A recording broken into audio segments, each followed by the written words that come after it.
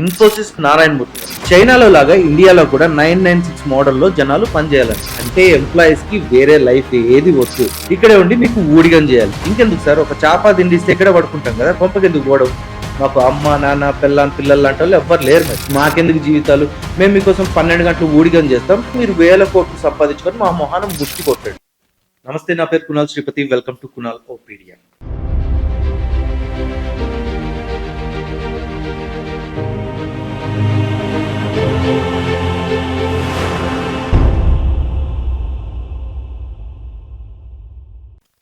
ఇన్ఫోసిస్ నారాయణమూర్తి గారు, ఈయనంటే నాకు చాలా రెస్పెక్ట్, లిటరలీ చాలా రెస్పెక్ట్. అక్కడెక్కడో కర్ణాటకలో ఒక చిన్న ఊర్లో ఒక మిడిల్ క్లాస్ ఫ్యామిలీలో పుట్టిన ఆయన ఇన్ఫోసిస్ లాంటి కంపెనీని ఎస్టాబ్లిష్ చేసి కొన్ని వేల మందికి ఉద్యోగాలు ఇచ్చి కొన్ని కోట్ల మందికి ఇన్స్పిరేషన్ గా నిలిచారు. We have to respect him for that. ఒక లెఫ్టిస్ట్ గా, ఒక కమ్యూనిస్ట్ గా ఉన్న ఆయన ఒక కంపాషనేట్ క్యాపిటలిస్ట్ గా మారాడు. బాగుంది సార్, చాలా బాగుంది. ఇక్కడ వరకు అంతా బాగుంది. కానీ రీసెంట్ గా మీరు మాట్లాడిన మాటలే అస్సలు బాలేదు. చైనాలో లాగా ఇండియాలో కూడా 996 మోడల్లో జనాలు పనిచేయాలంట.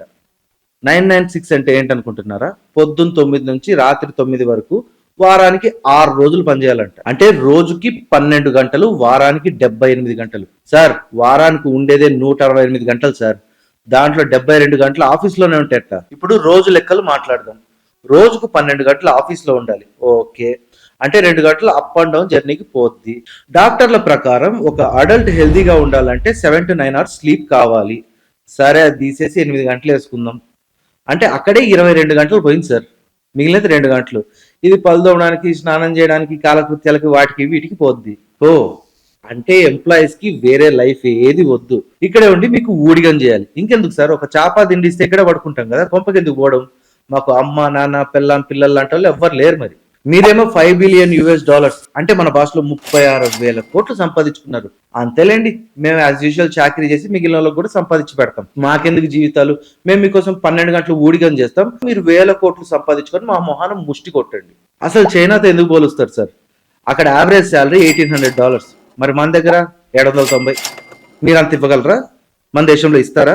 ఓ, మర్చిపోయా, మీకు తెలుసో లేదో, చైనాలో ఇప్పుడు వీక్లీ వర్కింగ్ అవర్స్ 40. మీరు చెప్పిన 996 మోడల్ ని ఇల్లీగల్ అని 2021 లో చైనాలో తీసేశారు. వాళ్ళకు వారానికి 40 గంటలు వర్కింగ్ అవర్స్, అంటే రోజుకి 8 గంటలు, 2 రోజులు వీక్ ఆఫ్. ఈ స్టేట్మెంట్ కి మళ్ళీ రూపీఫై సీఈఓ అనుభవ్ జైన్ గారు వత్తాసు. మీరేమో కోట్లు సంపాదించి మమ్మల్ని చాకరీ చేయమంటారేంది మాస్టారు? వర్క్ లైఫ్ బ్యాలెన్స్ ఎక్కడా? ఒక పర్సన్ రోజుకు 12 గంటలు ఆఫీస్ లో పనిచేసి తన పిల్లలతో క్వాలిటీ టైం స్పెండ్ చేయలేక ఆ పిల్లలు రేపొద్దున క్రిమినల్ అయితే దానికి ఎవరు రెస్పాన్సిబిలిటీ?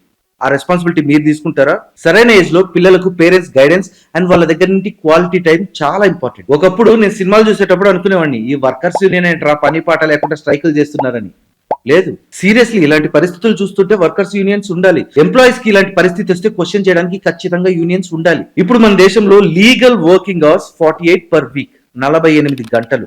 అంతకంటే ఎక్కువ పని చేయించుకుంటే ఎక్స్ట్రా డబ్బులు ఇవ్వాలి. ఇస్తున్నారా? మన దేశంలో ఎక్కడైనా ఎక్స్ట్రా పని చేయించుకునే దానికి ఎక్స్ట్రా డబ్బులు ఇస్తున్నారా? లేటుగా వస్తే మాత్రం హాఫ్ డే శాలరీ కట్ అంటారు. అలా ఓటీ చేయించుకున్నా కూడా రోజుకి 10.5 అవర్స్ దాటకూడదు. 48 అవర్స్ అంటే రోజుకి 8 గంటలు ఆఫీస్ లో పని చేస్తే 6 days a week, ఒక రోజు వీక్ ఆఫ్. 9 గంటలు ఆఫీస్ లో పని చేస్తే 5 days a week and 2 week offs. ఇది ప్రాపర్ లెక్క. కొన్ని కంపెనీలు అయితే 9 గంటలు పని చేయించుకొని కూడా 6 days a week పెడుతున్నారు, ఒక్కరోజే వీక్ ఆఫ్ ఇస్తున్నారు. అయినా సరే మనకు అన్నం పెడుతున్న కంపెనీ కదా అని పని చేస్తున్నాం. కానీ ఇలా 996 అంటూ 12 గంటలు పని చేయించుకోవాలంటే మాత్రం మనది క్యాపిటలిస్ట్ దేశం కాదు.